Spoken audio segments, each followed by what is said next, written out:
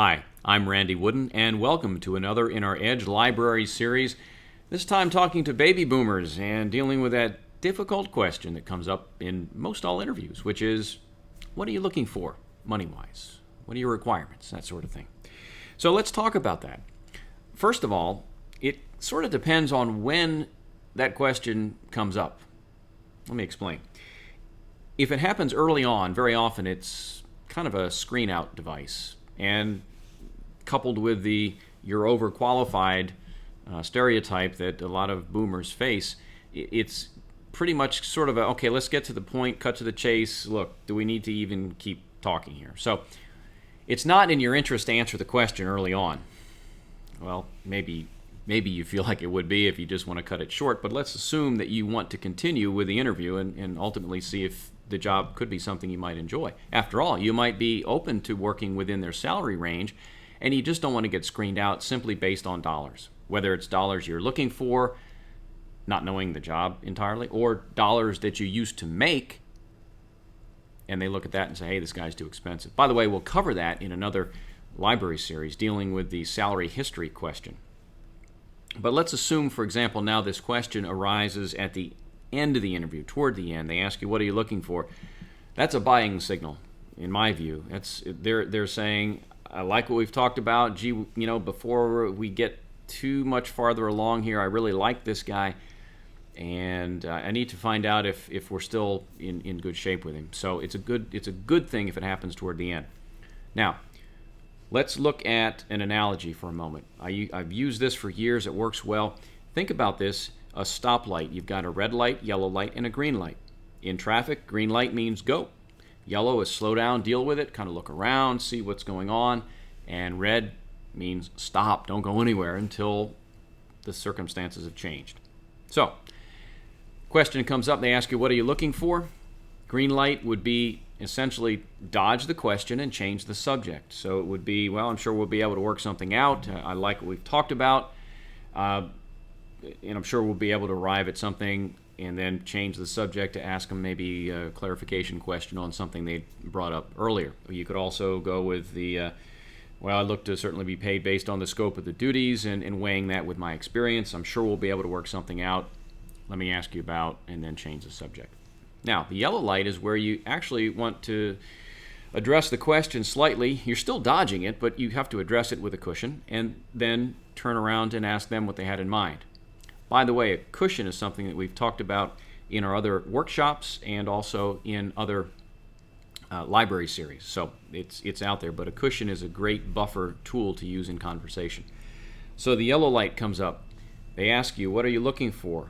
You tell them again, I look to be paid based on the scope of the duties, the responsibilities, and weighing that with my background. And again, I'm sure we'll be able to work something out. But I am curious, though, what sort of range did you have in mind?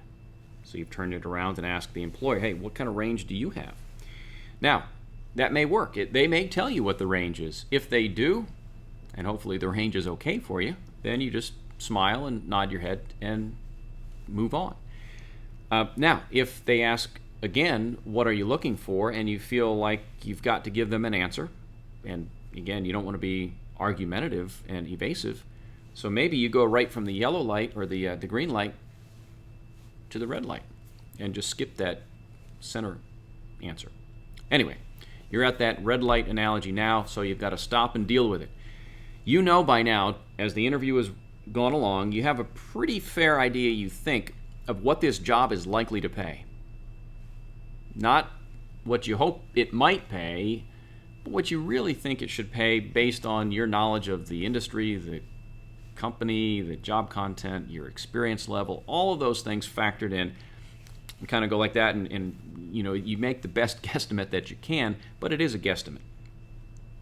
So the answer to that red light scenario is, again, certainly look to be paid based on the scope of the duties, and I must say that I am very interested in the position. I feel like I understand what you're looking for, and I feel as though I'd be a good fit for this. It's a little awkward for me to tell you what you ought to pay someone, but based on my understanding, as I said, I would envision something in the blank to blank range, followed by how does that fit in with what you were thinking. Now, Let's go back and talk about what constitutes this range, because it's important how you phrase it.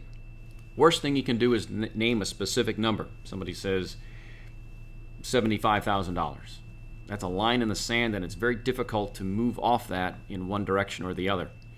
Next worst thing you can do when it comes to naming a range is to say 70 to 80.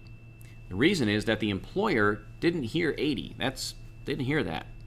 The employer heard 70. And so if you do get an offer, don't be surprised if it's 70, maybe 71, 72. After all, you've said, I'll go to work for 70.